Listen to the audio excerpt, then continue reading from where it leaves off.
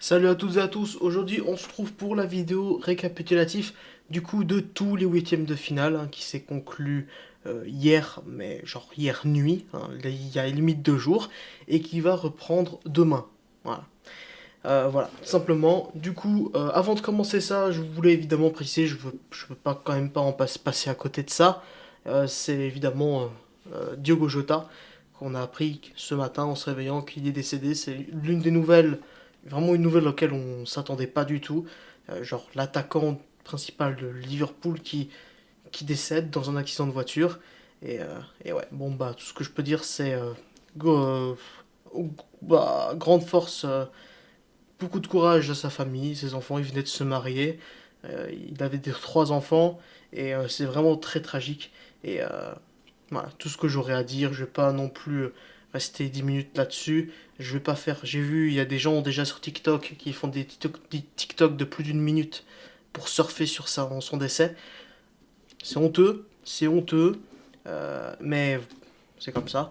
Et je vais pas mettre ça dans le titre ou quoi, je vais mettre ça nulle part. Je veux juste vraiment le préciser ça parce que je pouvais pas passer à côté, c'est tout. Et je vais pas non plus me faire des vues en parlant de ça. Du coup, je voulais juste le préciser comme ça, en début, comme ça. Et puis voilà, du coup, grand courage à sa femme, à ses enfants et sa famille en général.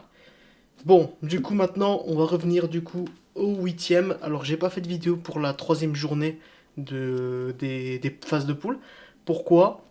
J'avais pas envie. Enfin, je veux la flemme. Enfin, j'avais tourné la vidéo, mais j'avais oublié d'activer mon micro. Voilà. Du coup, je me suis dit, je vais la retourner plus tard. Finalement, je ne l'ai jamais retournée. Alors, du coup, ces huitièmes ont commencé le 28 juin à 18 h avec Palmeiras Botafogo. Je ne vais pas vous mentir, je ne l'ai pas vu le match. Surtout que je pense que je n'étais pas chez moi, je crois. Ou peut-être que si. Je sais pas. Je sais plus du tout. Je pense que oui, c'était ça, j'étais pas chez moi. Du coup, 0-0 en temps réglementaire et puis 1-0 en prolongation, but du coup de Paulinho à la centième minute et du coup qualification de Palmeiras. Moi j'aurais plutôt dit parier sur Botafogo, mais non, Palmeiras c'est quand même une petite surprise dans cette Coupe du Monde des clubs. Ils sont plutôt pas mal. Benfica-Chelsea, match qui a fait un peu parler de lui parce que il a été arrêté le match à toute fin de match. Du coup, victoire 4-1 de Chelsea et ça avait fini 1-1 en temps réglementaire. Et puis, le match, il y a eu je ne sais combien de minutes il a été en retard de fou le match. Et du coup, ça a été jusqu'aux prolongations. Et puis, juste après, là, Chelsea a enchaîné. Il avait été arrêté à cause de la météo, je sais plus quoi, il y avait des nuages, je sais plus trop quoi. Mais bref, Chelsea s'est qualifié logiquement face à Chelsea. Ensuite, on a PSG Inter Miami qui s'est joué. Ah non, c'était ce jour-là où j'étais pas chez moi. Ces autres matchs-là, bah, j'avais pas envie. C'est dommage, j'ai un peu décroché cette compétition. Et là, j'étais pas chez moi. Et j'aurais bien voulu regarder PSG Inter Miami, du coup, l'équipe de Lionel Messi, qui s'est fait battre 4-0 par le PSG avec des buts de João Neves, doublé de João Neves, un autogol, ainsi que un but d'Akimi à la toute fin de première mi-temps. Et en deuxième mi-temps, il n'y a eu aucun but. Voilà. Claire victoire du PSG, qui est un grand favori évidemment de cette compétition. Une claire domination évidemment. Et puis Messi, bah, malheureusement, il n'y arrive plus contre les grosses équipes, ce qui est normal. Il y a beaucoup de gens qui se sont moqués, et surtout beaucoup de gens qui disaient ouais, non, ça va, il n'a plus rien à prouver. Puis c'était Cristiano Ronaldo qui était là, il en aurait bien plus pris à la gueule. Flamengo, Bayern, qui s'est joué le même jour à 22 h. 4-2, victoire de Bayern 4-2. Logique. Hein. Il gagnait 2-0 déjà à la 9e minute avec un autobut ainsi qu'un but d'Harry Kane. Ensuite, un petit peu d'espoir Flamengo, mais Goretzka marque le 3-1 et puis le 4. Non, puis ensuite 3-2, Jorginho et puis 4-2 Harry Kane. Et du coup, voilà. Victoire logique qui est également évidemment un favori, le Bayern. Et il faut quand même dire que au niveau des stats, ils n'ont pas dominé. Ils n'ont pas du tout dominé, c'était très kiff-kiff. Voire même parfois, c'était mieux du côté de Flamengo. Mais c'est le Bayern qui a été efficace.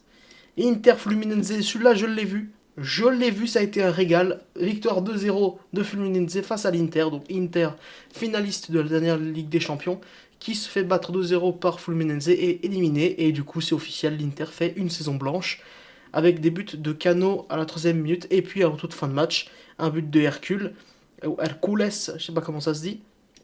Alors le match, ça a été dominé, mais pas trop non plus par l'Inter. J'ai pas été très convaincu de leur performance, non, je t'avoue.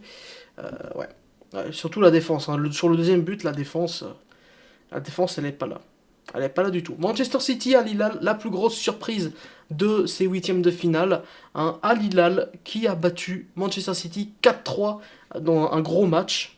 Un très gros match. Première mi-temps, il y avait 1-0 pour City, pardon. Wow, avec un but de Bernardo Silva. Deuxième mi-temps, dès que ça commence, Marcos Leonardo, je connais pas du tout, qui a égalisé. Puis ensuite Malcolm qui a fait 2-1. Puis 2-2 à Land.